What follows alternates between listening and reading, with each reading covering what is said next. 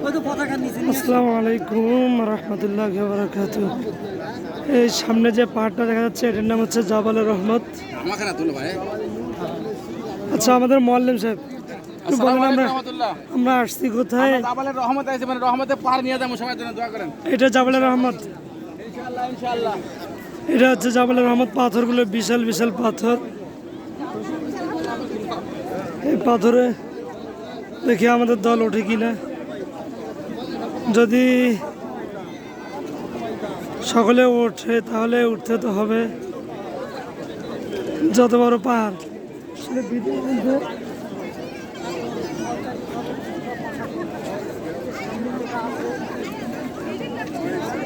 ভিডিওর মধ্যে সেভাবে বড় যে এটা সেটা বোঝা যায় না, কিন্তু বাস্তবে ভালোভাবে দেখা যায়।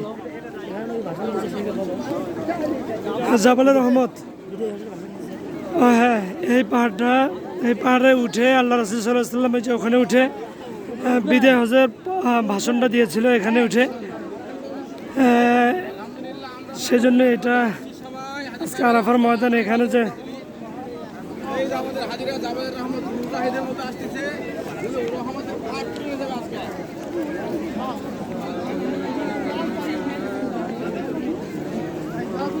রাসূলুল্লাহ এই জায়গায় আসার পরে মুসলিমদেরকে এখানে একটা জরুরি তলব করেছিলেন। এখান থেকে ভাষণ দিয়েছিলেন, এখান থেকে সেই সর্বশেষ ভাষণ যেটাতে উনি বলেছিলেন যে আমি তোমাদের জন্য দুইটা জিনিস রেখে গেলাম, এক কোরআন এবং দ্বিতীয় নম্বর হলো হাদিস। আমরা ওঠার চেষ্টা করবো ইনশাল্লাহ। আমরা ওঠা শুরু করে দিয়েছি অলরেডি।